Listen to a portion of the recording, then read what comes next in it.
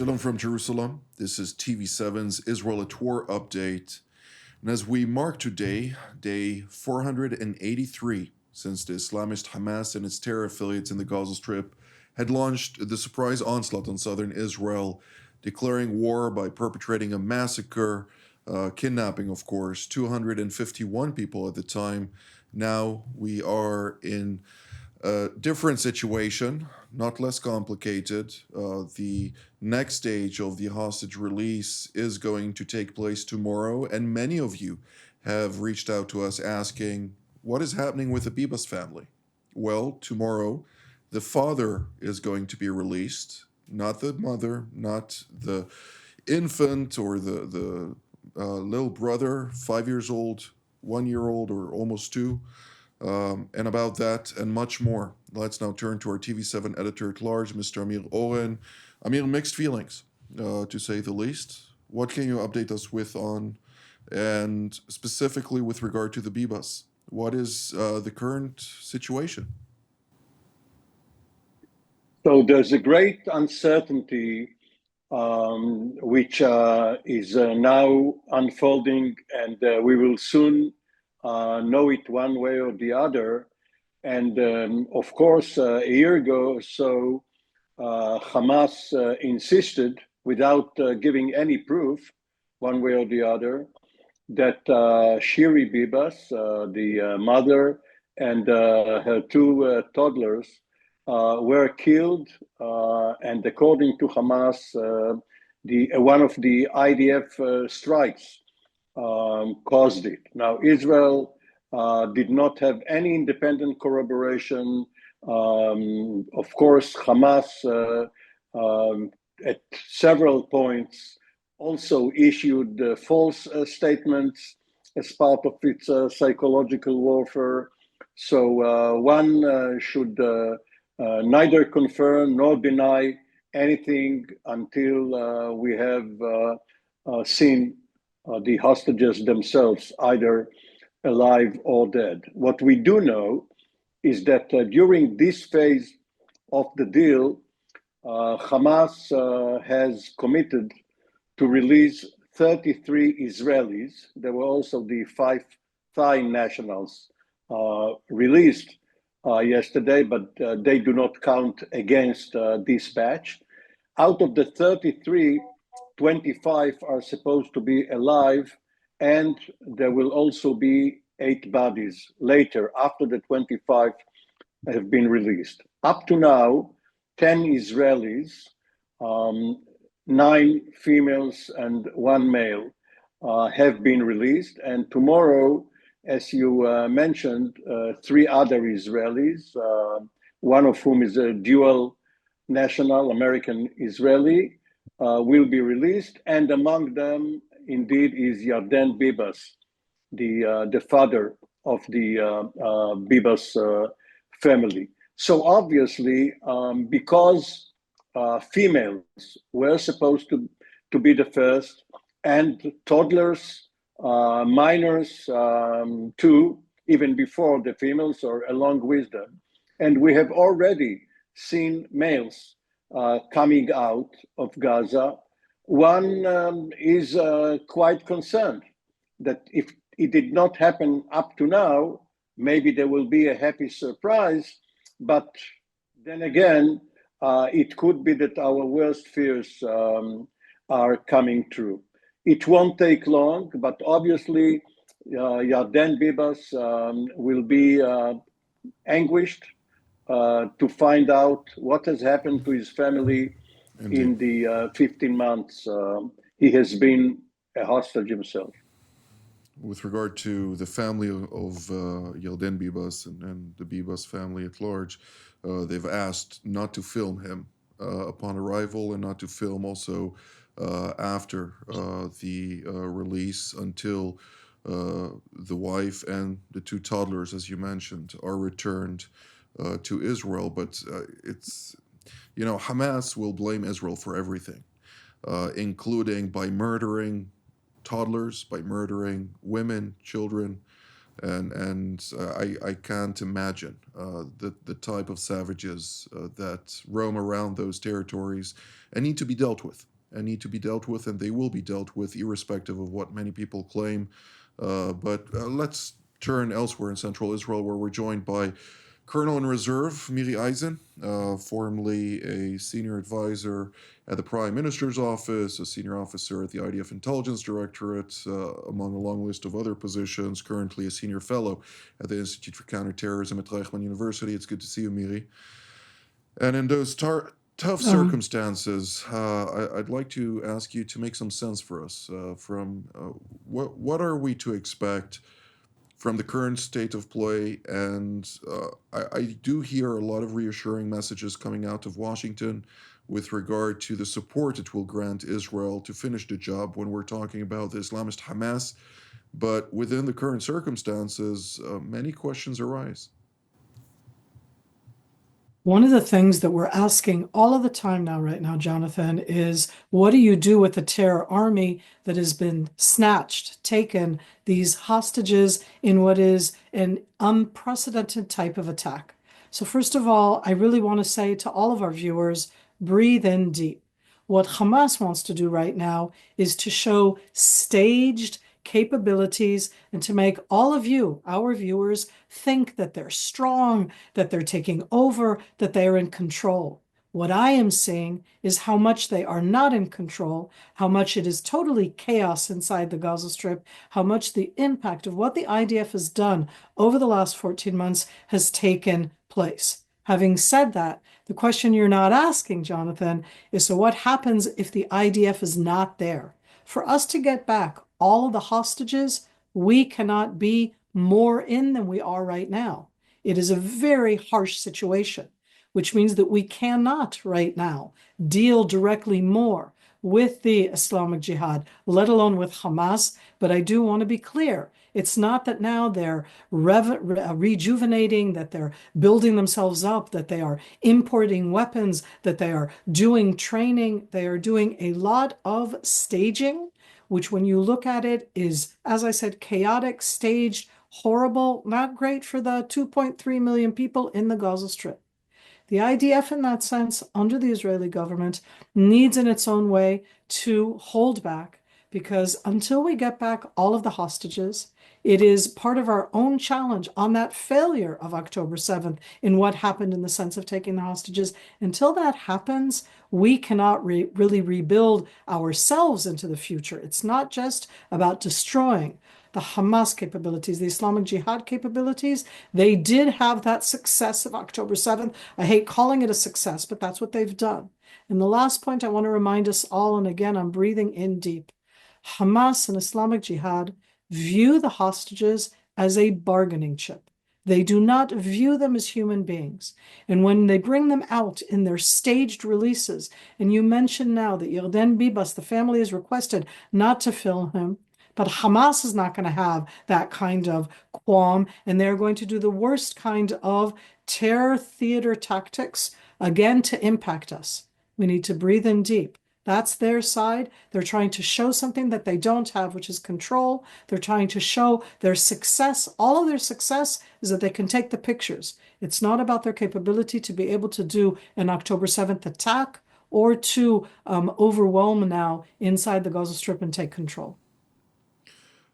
According to reports here in Israel, which we're still working on verifying, a Qatari reporter, actually a Gaza-born Qatari reporter of Al Jazeera, was paid in order to consult the Islamist Hamas in the manner in which to stage the release of the hostages. Much psychological warfare is being applied here. And much of this is not very different from what Al Jazeera has been doing for the last year and a half. And that is something that we need to take note of at a time when the Qataris are supposedly an honest broker. On the other hand, they're also the root source of disinformation when we're talking about this offshoot of the Muslim Brotherhood, sympathies that the Qataris, of course, have very strong feelings about. Now, let's turn elsewhere to central Israel, where we're joined by the commander of the Israeli Air Force Task Force for Air and Missile Defense, namely Brigadier General in Reserve, Doron Gavish. It's good to see you, General. I'd like to immediately also ask you to the statements made by, on the one hand, we heard not the king himself, but the foreign minister and deputy prime minister of Jordan, Ayman Safadi, come out and say that Jordan will not accept to absorb any Palestinians from Gaza. Then we heard subsequently also Egyptian President Abdel Fattah al-Sisi coming out and saying that the Egyptians will also not join in accepting any Palestinians from the Gaza Strip to Egyptian territory. And this, of course, speaks volumes to the fact that they're doing so in defiance of a proposal by US President Donald Trump, who came out and actually proposed the relocation of some 1.5 million Palestinians from this territory for the purpose of reconstruction, also for the purpose of cleaning the Gaza Strip from those terror elements. But when we heard now the reporter ask President Trump about this, he had a very clear-cut answer, and that is, they will do it. Will they? Well, Jonathan, allow me a few words to add to what was just said by Mira about the Hamas, because I think it is really, really important. Because now the Hamas is trying to show himself like a Palestinian organization. We see the propaganda movies, we see the shows that are putting up, and we see more than anything else that they are raising the Palestinian flag, not the Hamas flag as they did before. And this is something that we must highlight, that we can't forget. The Hamas is only for Hamas. The Hamas is not for the Palestinians, and of course not for us. This is a terrorist organization with its own agenda. This organization steals from the Palestinians their humanitarian aid and sell it to them. This is how it makes money, because in other ways it can't make money now. This is the organization who steals the Palestinian money for the banks and take it from him. This is the same organization that instead of taking the Palestinians into the tunnels and guard them, left them outside and didn't take even one Palestinian to the tunnels in order to guard them. So this is a terrorist organization, and whatever he is doing, we have to look at it in this context and never forget, this is not Hamas for the Palestinians. It's Hamas, evil terrorist organization for itself. So this is for the Hamas. The other thing that I would add, and going back to your question, it's very interesting. The Arab countries around us, they have to say a lot about what we are doing in the Gaza Strip and with the Palestinians and so on. But fortunately, we see now the truth. I think that Trump statement allowed us all to see how much they really are looking into helping the Palestinians. They don't really want to, even one of them in their own countries for their own reasons. So I think this is something that we now see even more than we've seen it before. The question that I would ask them is, okay, then what? I hope that at least we all agree. I think, by the way, that they also agree that the Hamas shouldn't be the ruler of the Gaza Strip. So, okay, if not this, what else? I think this would be, or should be, the question to our neighbors. If you are believing that the Trump idea is not such a good one, let's offer another one. And let's see what they are saying. It's easy to say no in the situation that we are now. It is much harder to say what yes. And this should be the challenge of our neighbors. What is the yes answer that they have for the brothers and sisters in the Gaza Strip, as they call them? This, I think, should be asked also by the administration. If you are saying no, tell us what are your suggestions. I hope that once again there is an understanding of all of us that Hamas cannot be the ruler of the Gaza Strip. And I fully agree with what was mentioned by Colonel Eisen before. The Hamas is weak. He's doing all kind of propaganda movies and so on, but the Hamas is weak. We can see it in if we are really looking in those movies in some some of the footages that we saw that their control is not so impressive. Well, one of the reasons for those videos is obviously to try and reconsolidate their power in the Gaza Strip, something that they will have to do or they'll find themselves out in the open and vulnerable to other clans.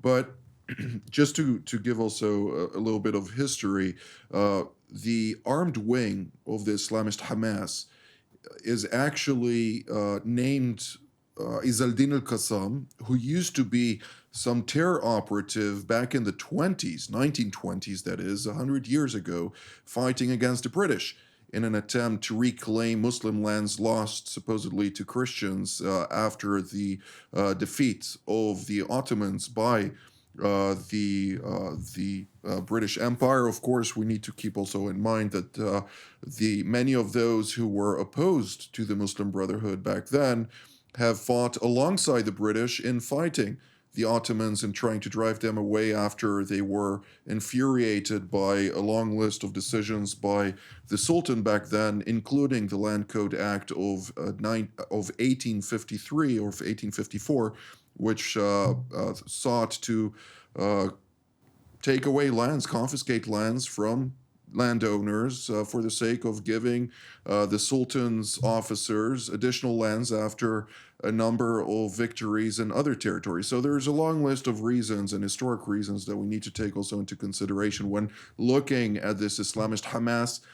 All the members of Hamas pledge allegiance to the Muslim Brotherhood. They don't pledge allegiance to Hamas or to its leader, and that is also something that is important to note. Now, Mr. Olan, I'd like to ask you particularly, I'd like to shift gears towards Lebanon, where on the one hand, we're seeing the IDF once again launching aerial strikes against Hezbollah targets, particularly also along the Lebanese-Syrian border, where some subterranean infrastructure was located, particularly via very sophisticated intelligence.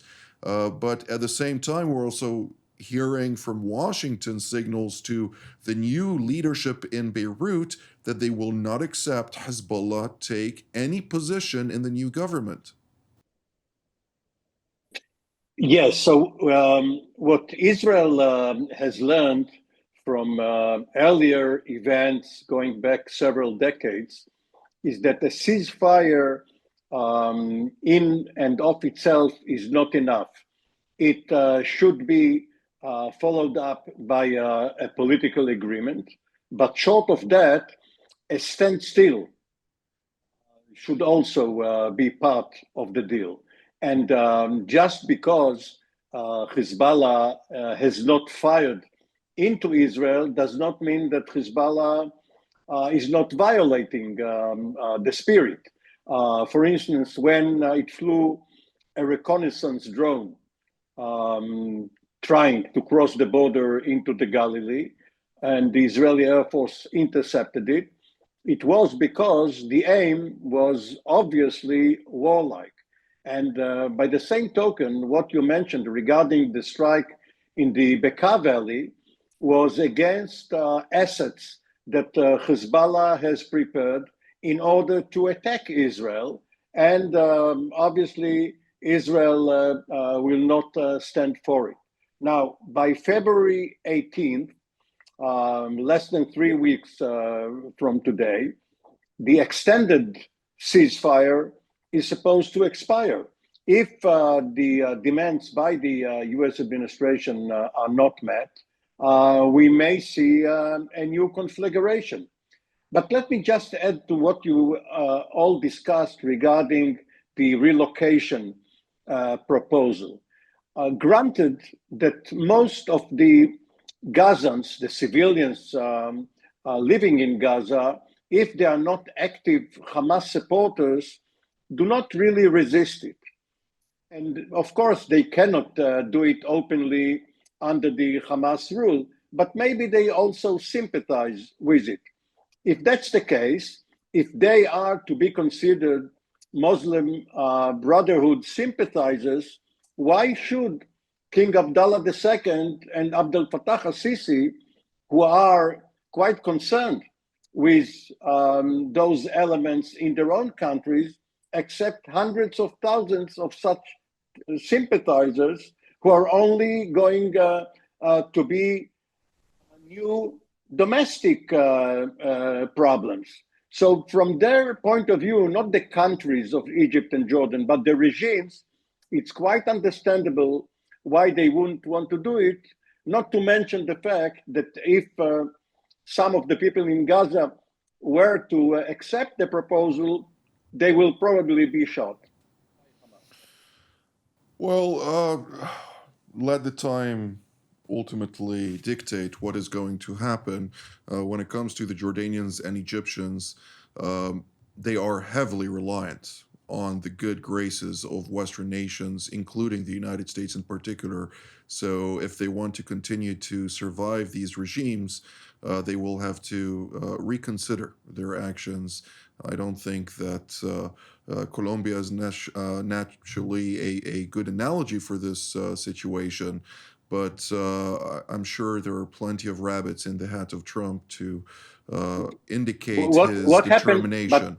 But Jonathan, what happened in Colombia? In Colombia, last year, every week, there were 2 flights of migrants going back under Biden, and the Colombians accepted it. When Trump came in, he changed it to military planes where the Colombians were handcuffed and shackled. This is what Colombia resisted, and it would change to the Biden practice. It is not as if Trump won any great victory over Colombia. I beg to differ on this specifically.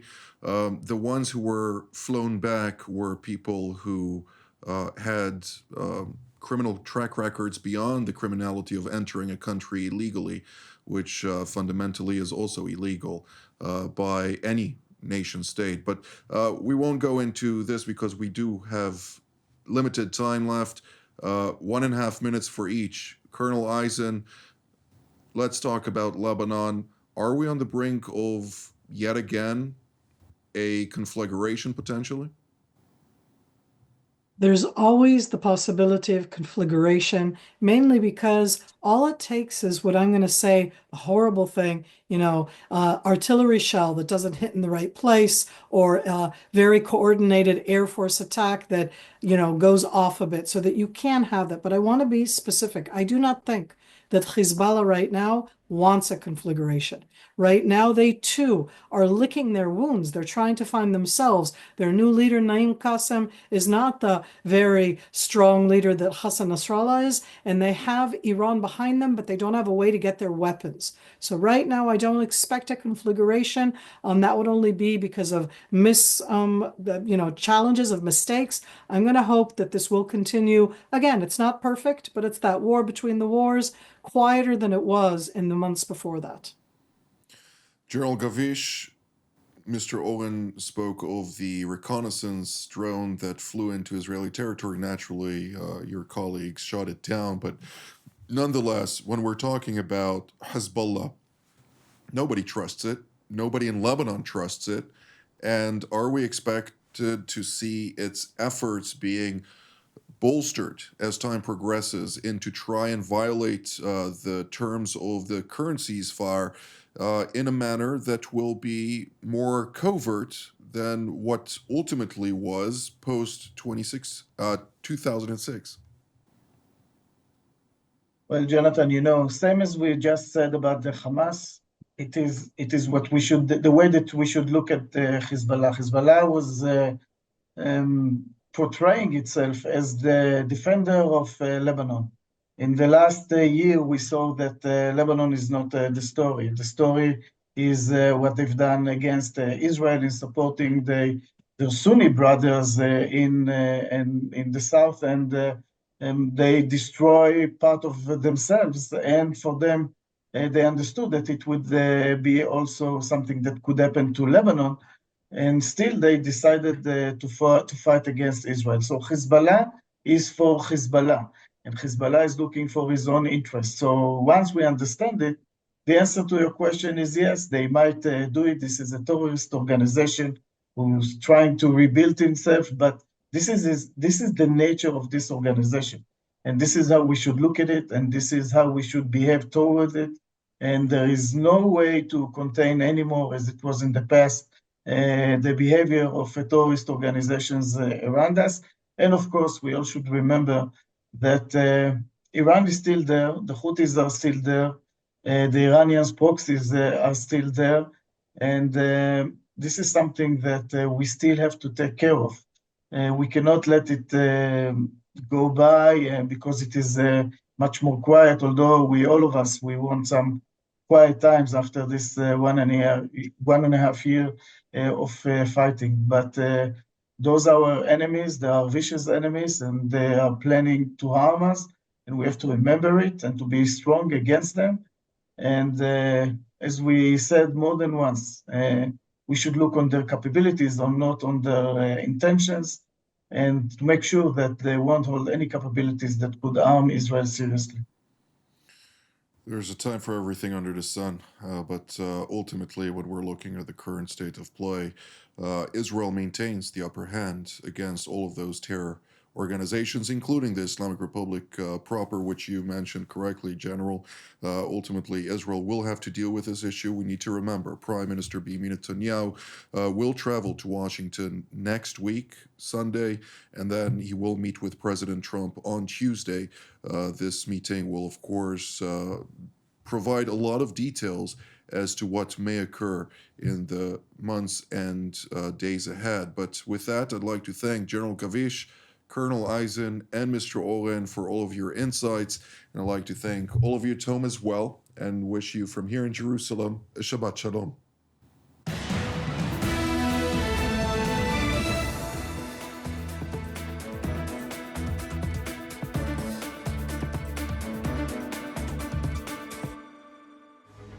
My name is Eran Lerman. I used to be Deputy National Security Advisor to the Government of Israel, currently Vice President of the Jerusalem Institute for Strategy and Security, a think tank, and the editor of the Jerusalem Strategic Tribune.